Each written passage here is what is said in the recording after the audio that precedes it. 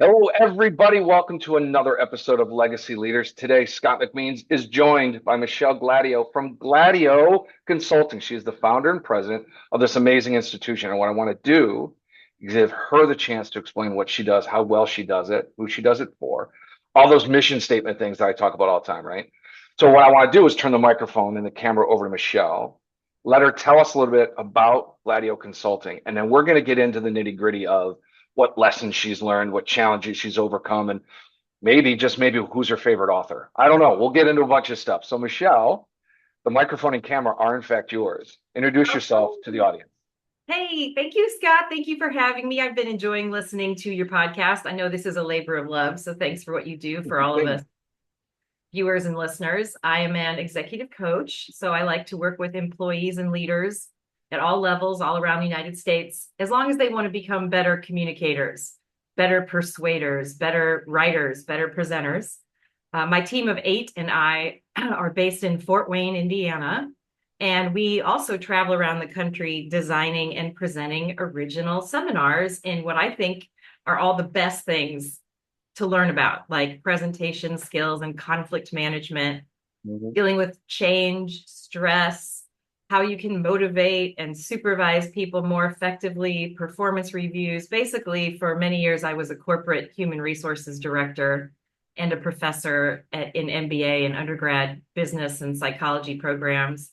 And then in 2004, I decided I'm going to go for it and try this entrepreneurship thing and go into consulting full time. And it's worked out well. So we really focus our practice on all types of organizations and all types of individuals. And we offer 3 main things: coaching, training, and strategic planning. Okay, a lot to unpack there. I'd No, but be bored. I'd be bored if it was just one thing. For me, I need to have a little bit of diversity, but I always stay in the employer-employee relationship space and how job satisfaction can be increased along with productivity. I love it. The one thing that you started off with that I want to touch base on, because it gets overlooked in the world of consulting, in the world of coaching, like we're in. You said as long as they're willing to get better. That's Yeah. the kind of person I want to work with. And I echo that sentiment because there's nothing worse than a coach or a consultant beating their own head up against a wall when somebody is not willing to help themselves. So what we try to do is attract people that want to get better.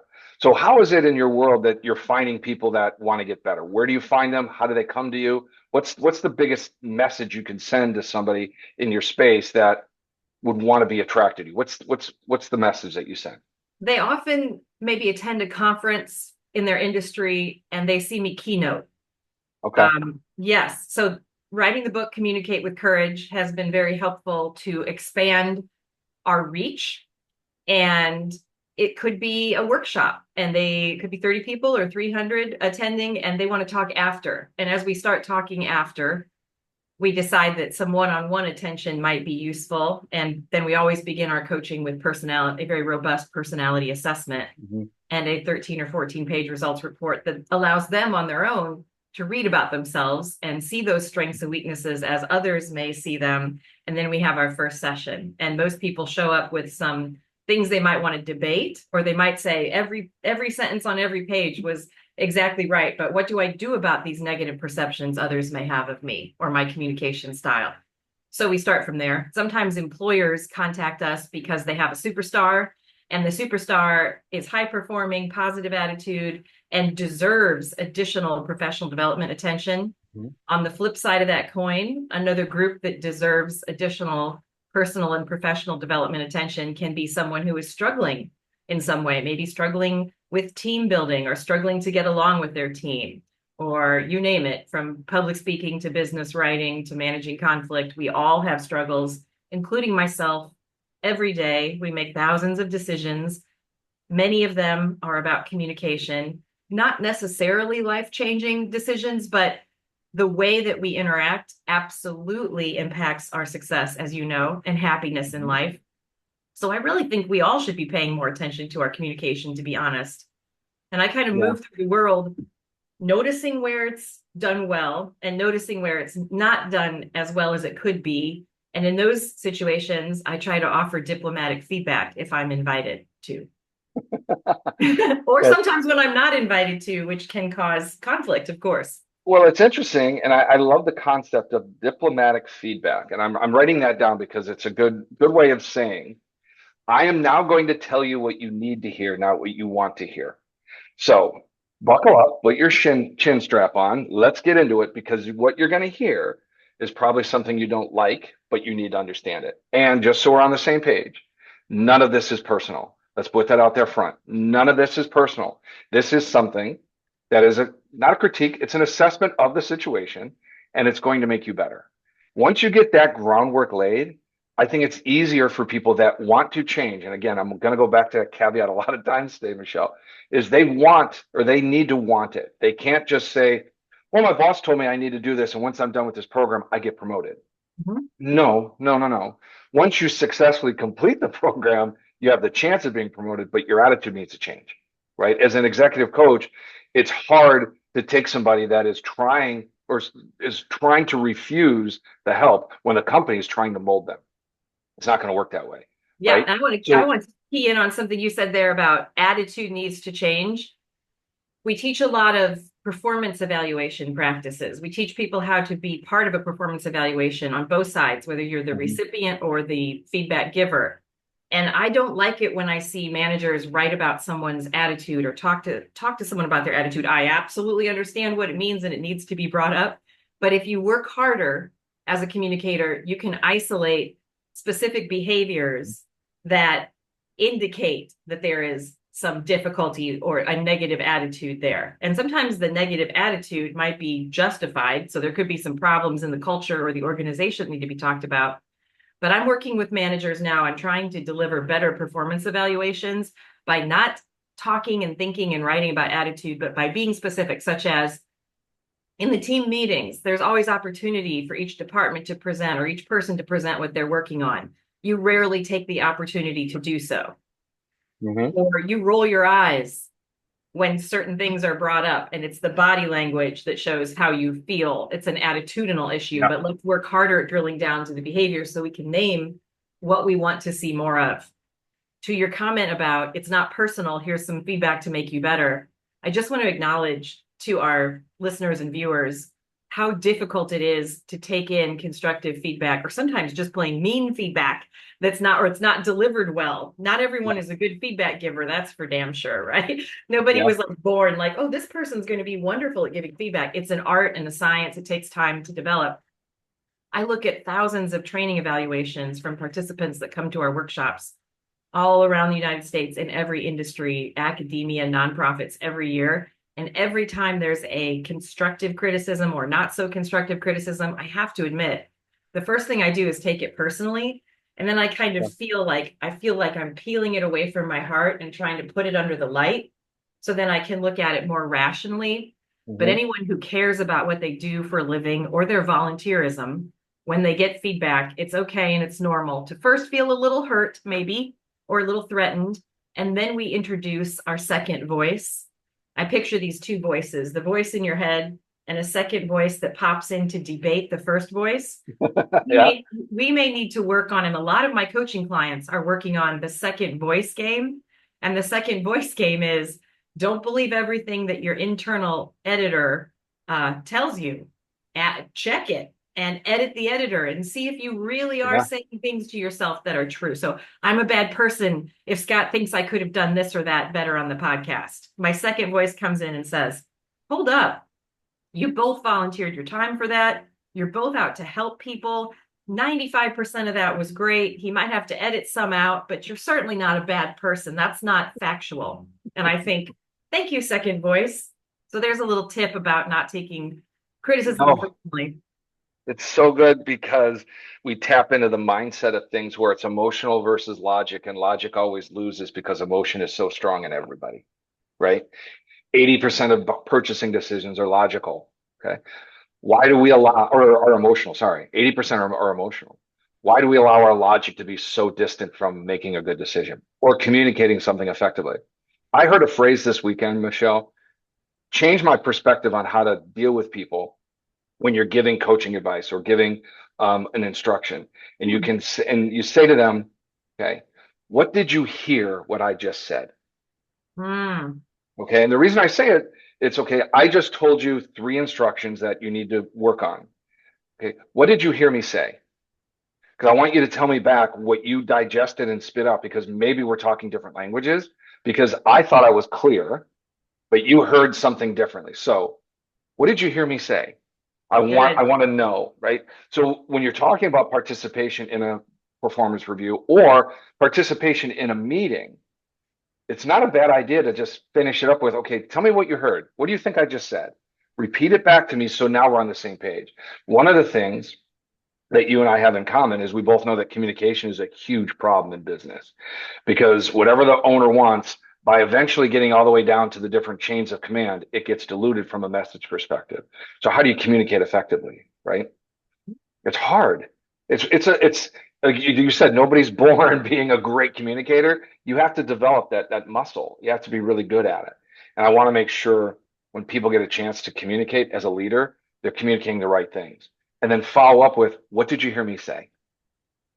Yeah. Tell me back, because it's that way we're working together, as opposed to me leaving thinking I said ABC, but you heard B, C, and A.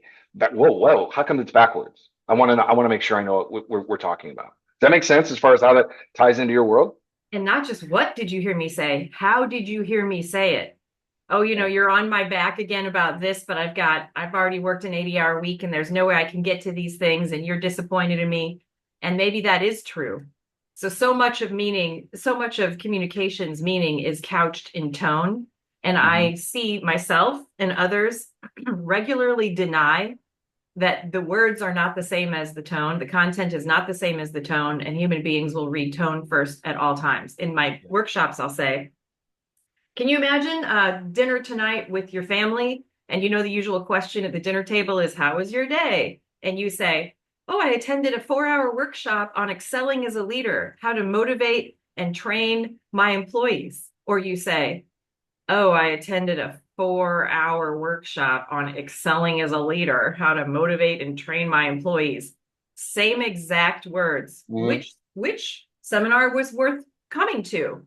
We do it all the time. We do it in our personal lives with our family members because we're afraid sometimes to own our feelings and say what we really mean. And I sort of wait for lightning to strike me when I say these things because of No, course I go low sometimes and I try that BS, but I'm lucky to have family and friends around me and coworkers who know better and generally won't let me get away with it.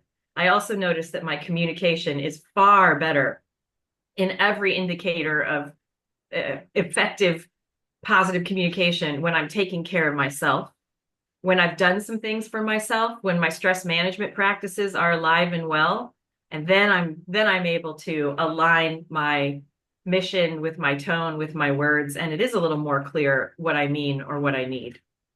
And I one more point based on 100%. what you said that I want to throw out there is as we get frustrated with others who are communicating with us, it's wise to remember, or maybe we feel that they're oversensitive. We might check, what did you hear me say? And how Mhm. did you hear me say it? What do you think my intention is Yeah. behind the words? And they might say to hurt my feelings or to be perfectionistic, like you always are. No one can please you, that kind of stuff.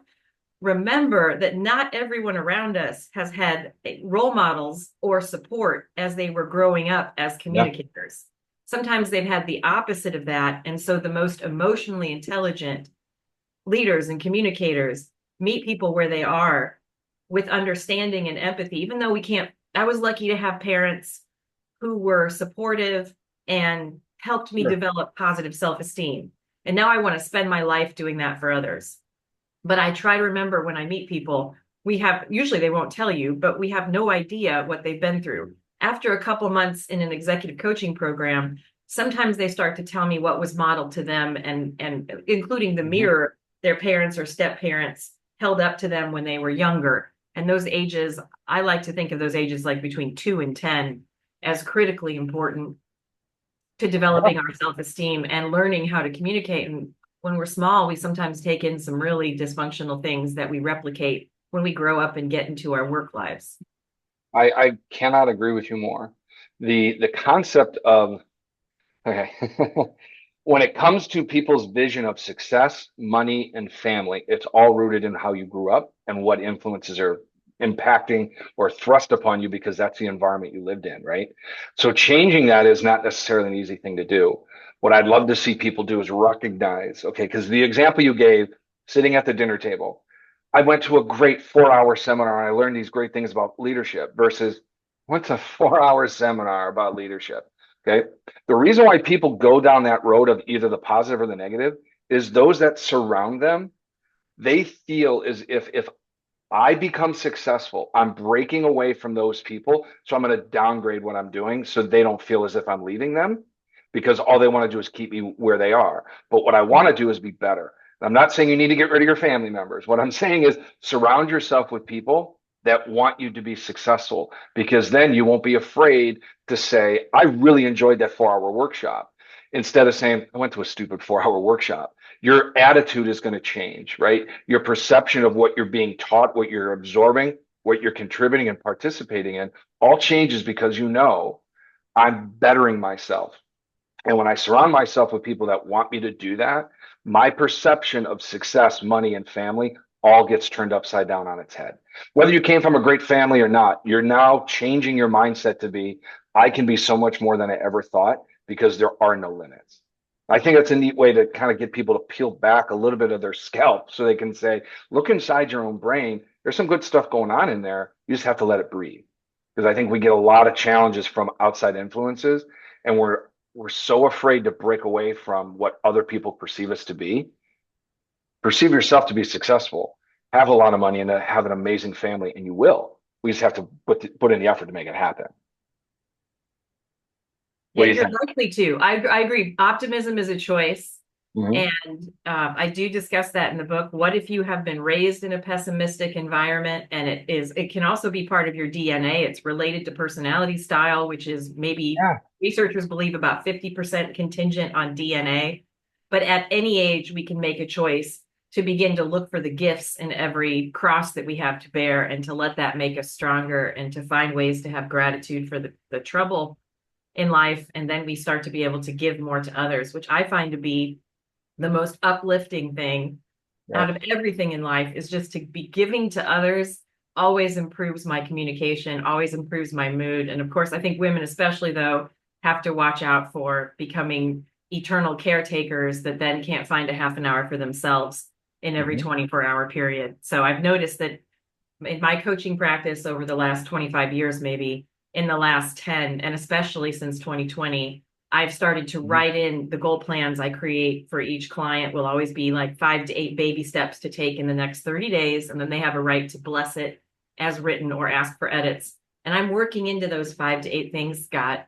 Now a little bit about stress management. There's always one thing that relates more to the whole individual, HOWLE, and not just that person at work, even if their employer is paying us to coach them. We want to take care of the individuals as well. And I think I had to learn to be a little bit less of a workaholic. And then I also had to Hmm. start listening to my body because as I aged, I was like, oh, I can't do 3 4 hour seminars in one day in 2 cities and still be able to lift my head the next morning and go do Yeah. it again. So I've learned a little bit more about balance and I try to introduce that, although I'm no life coach and my psych degree is organizational psychology. I don't pretend to be a licensed mental health counselor, but people sure do talk about a lot about their upbringing and what was modeled for them as Hmm. they begin to change as leaders and communicators and business owners and entrepreneurs. We really have to check the script, as you said, like, I view it as just like shake it out. Sometimes I ask Yeah. people to write it out.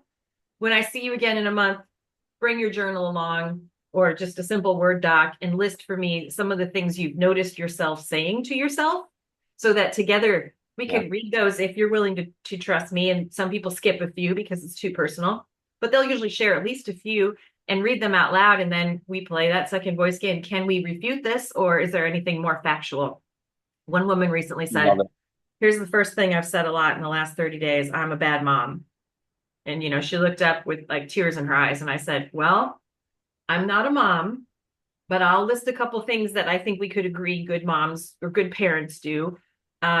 Nutritional food, opportunity for socializing, helping them learn, care about their assignments at school, interact with teachers appropriately, teach them about the world.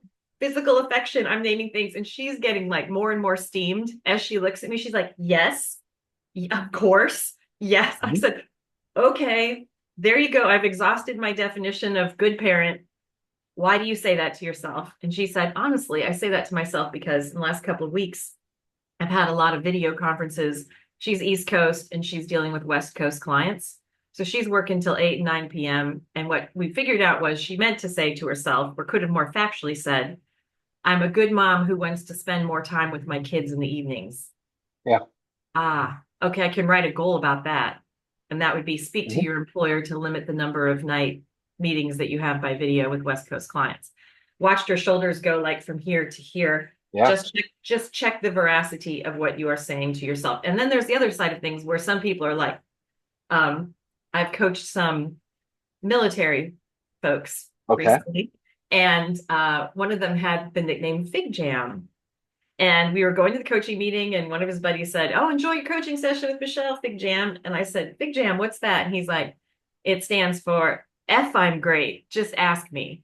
I won't use the F word on your podcast. I don't want to get it. I don't want to lose my opportunity to come back a second time. Yeah, But I love that though. his nickname is the acronym for F, I'm great. Just ask me. And then I looked Yeah. down at the personality report, and what do you know? One of those many indicators and graphs shows how self-affirmed versus other affirmed the person is. And he was like 80% self-affirmed, Yeah. meaning his definition of success comes from within himself. And that's in some ways a strength, because if the people around him can't or won't give constructive feedback, or they're jealous, so they don't give credit where Mhm. credit is due, or he has a lousy boss or whatever, at least he's going to work every day feeling that he has a definition of success that works for him. However, he's a commander and a leader, and there was no room for anyone to give him upward feedback. So we wrote that into the goal plan. Although he challenged me when I said, oh, well, if your nickname is Fig Jam, let's get some goals in this goal plan about you inviting constructive criticism from others. And he looked at me and said, why would we do that? And I thought, right, of course, because if someone's main measuring stick for Yeah. success is what they think. So isn't it a balancing act? Like you want, I think 50-50 would be perfect. It'd be 50% nice. your definition of success comes from family, comes from trusted friends, comes from our employees and our supervisors and our coworkers. And the other 50% could come from what we see as our mission and what's important for us Yeah. to achieve, because you can't do it all. I'll stop talking. What do you think? No, I think it's brilliant. I get The idea excited. no, no, you're fine, Michelle, because it's this is what I believe is the passion that drives folks like us to help others. And it's not that by the grace of God, so go I can help you. It's I just see the opportunity to be better, and I want to see you do that, right? So I look at it as right. You've told me you're not happy. I can make you happy. You told me you're not successful. I can make you successful, but you've got to participate in this process. I can't do it alone. And what I love about what you said, okay, Fig Jam is all about me and I'm good. I know it. But then there's this whole part of him that is so empty because he honestly doesn't know what it's like to be affirmed by somebody telling him he did a great job because he already knows it. And that's He's changed, yeah. And it's an he's changed interesting quite a play, bit. right? Right? Because he's never received a compliment and felt like, oh my God, thank you so much for saying that. His compliments come in and his mind immediately goes to, well, of course, I'm not good. As you know what I mean, he needs to take a step back from his own reality and say, oh, I do this for myself. I'm good at it. Let me see how other people are affected by it. That'd be an interesting twist on him. And it's all about how your mind plays with you, right? In my opinion, the mind is the most powerful business and personal tool we have ever given to us. And if we use it effectively, man, it's the the moon is the goal. We can do anything we want to. I firmly Boom. believe that. There's your next LinkedIn post. That's great. Whenever you listen back to this, you talking about the mind as the most effective tool we have is a wonderful snippet. And I want to let our listeners today know that how do you get good feedback from others, or try to get good feedback? If they want to visit our website, we've got a lot of free downloadable Yeah. e-fillable tools. One of them is the feedback challenge, which we designed for the 122nd Air Force Fighter Wing here in Fort Wayne, Indiana. I was doing regular Friday workshops up in front of their command, sort of accidentally said, just chatting with the participants, and said in this airplane hangar, what do your subordinates on this base think about working for you? And I turned around to the whiteboard, did like a plus and a delta, plus delta exercise. What do you know they enjoy about working for you? What do you know they wish you would do differently sometimes? The first time all day, crickets, that I didn't get a response. And I had like my marker poised. Like, go ahead, just yell them out. And some assistant who was like taking me around the base so I wouldn't end up in a place I wasn't allowed to be came up and said, Miss Gladio. And I said, yes. He said, how to put it, we value civilian instructors and we respect your expertise or something like that. And I was like, uh-oh, here it comes.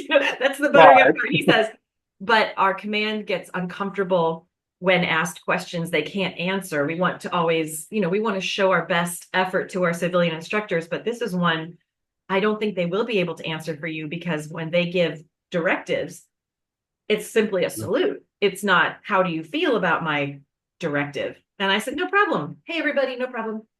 For next Friday, the assignment is to take the fighter wing feedback challenge. And they kind of leaned forward like, cool, what's that? And I thought, yeah, what is that? Like, I'm doing this live on the mic. I said, so I will have my designers and I will get together. We'll send you a 1-page e-fillable PDF.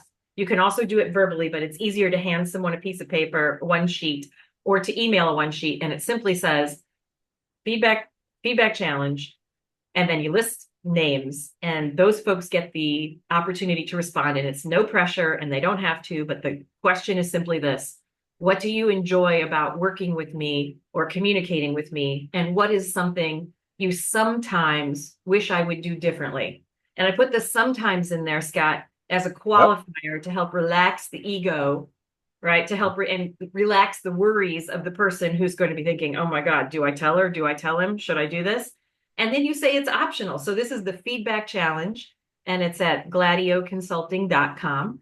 Okay. Along with a ton of other coaches' corners. And there's a lot of love and time that's been put into the website. So folks who don't have an employer who's paying for coaching or training, right? Or might not have access to a coach currently, you've got access to a lot of different tools that are pretty self-explanatory. Or if you want some ideas about how to use the tools, folks can also just call me. And my cell number is 260-450-4202. But anyway, the feedback challenge. And you know what? They came back the next week. Wow. Like, they had this I's dotted, T's crossed in triplicate. One commander said, well, you said it would be good to give it to a dozen people, but I gave it to 37 because I have 37 direct reports, and I didn't want to create the impression that some were more important than others to me. Smart. Very good. There's the concept of in and out group. Your in group gets more information sharing, constructive criticism, praise, eye contact, open-ended questions like, hey, what do you think about this? How are you doing? How was your weekend? Out group gets less of those 5 things. He had learned about that and didn't want to accidentally create an out group, which I thought was awesome. And then he sort of, some of these people are freaks in the spreadsheets around, around the planet. People who love Excel spreadsheets, love their spreadsheets. Several people came back and showed me their spreadsheet. Here's who I gave it to. Here's when they returned it. Here was the praise I earned. Oh my gosh. Here was the constructive criticism. And the beauty of doing a feedback challenge is, who's saying what. So we take out the anonymous aspect of it. So if I say to you, Scott, if I write in, I really like that you use praise often. I appreciate that. And what I would like to see you do differently is, I wish you'd get back to my emails more quickly. Whatever that is, who said it. So you can alter, if you want, you can alter your communication with me to make me happy. Or you might think, well, I'm glad you like the way I praise you, Michelle, but I get 75 emails a day and I'm not going to be able to get back to you same day. I will keep in mind, though, that is a sticking point. So we train folks when they do take the feedback challenge to respond to anything they get, even if it's wrong or mean, to say, thank you, I'll think about this. And then get away to go think about it. Isn't that the best way to do it, though? Because you're acknowledging that somebody gave you feedback and it's meaningful to them. So now it's meaningful to me enough so that I will look into it and I'll do what I can about it. No guarantees, but I'm going to do what I can about it. That is progress. How big or how small that progress is irrelevant. It's progress. And one step means there's another one coming. Because if you make a little bit of progress, you want to keep going. And that's the beauty of what we do is once you show somebody a little bit of a change starts you on the right path. And now that path turns into a journey, and that journey is the destination is so far away because that's not what you're seeking. You're seeking what happens to you along that journey. And that's what's so cool about what we do, because it's never ending. No matter how good you get at running your business or changing your style of communication, okay, what's next? Because I just want to be better. And that's what I love about what we do. I think it's awesome. We can also get good at taking a scientific wild ass guess at what someone's personality might be, style, even if we don't have the benefit of a robust, valid personality assessment, although that would be a piece of advice I would give everyone watching and listening today. Find a good personality assessment and then with an open mind, read your results. But there are 4 human personality styles, and people generally have a little bit of all 4 in them, right? But when you figure out what they are leading with or what there is more of in their DNA and life experience, creating their personality, you can switch. If you get really good at communication, you can switch up what you emphasize. So for the driver personalities, they want you to get to the point, give them options. You can do that if you want them to make them happy. You can do the opposite if you want to make them crazy. Analysts want more detail and time to think. Amiables want to know how whatever's going on is going to benefit the team. And the amiable personality appreciates peace in the valley. They dislike conflict. I love it. Peace in the valley. It shuts them down. And then there's the expressive. And your viewers might be guessing, I have a lot of expressive, and you do too, I think. So expressives are relational, and they're talkative, and they're comfortable in the spotlight, and they look for the fun way to do things, and they are generally optimistic. And I'm a mix of expressive driver most of the time. I have 7 team members, and they tend to most of them exhibit more analyst or amiable traits. There are some drivers. There's a joke on my team that when our 2 of us drivers get together and start debating something, one of the analyst amiables said, I'm going to get some popcorn. I just like to watch you. Just watch it. Yeah. Go back and forth. But I've really developed a deep understanding of human personality. And I think it's a secret to success in life, whether you're selling or interviewing or conflict managing. Know who you're communicating with. Don't be like me, because for 4 decades, I thought the rest of the world pretty much had my personality. So what was wrong with, why was everyone else acting this way and not prioritizing the things I prioritize? Yep. You're excluding 3 people out of the 4 categories, so they don't want to talk to you. It's interesting how once you learn how to communicate, it makes it easier. Not saying it's going to make it easy, it's easier. You just have to learn a skill set. Michelle, you're going to go crazy, but we've been talking for over 30 minutes, and it's time to end the session. I want to thank you for being on the show. We've got all your details will be in the description down below, and we're good to go for the next episode. Thanks so much, everybody. Michelle, thank you so much for being here. My pleasure. Bye.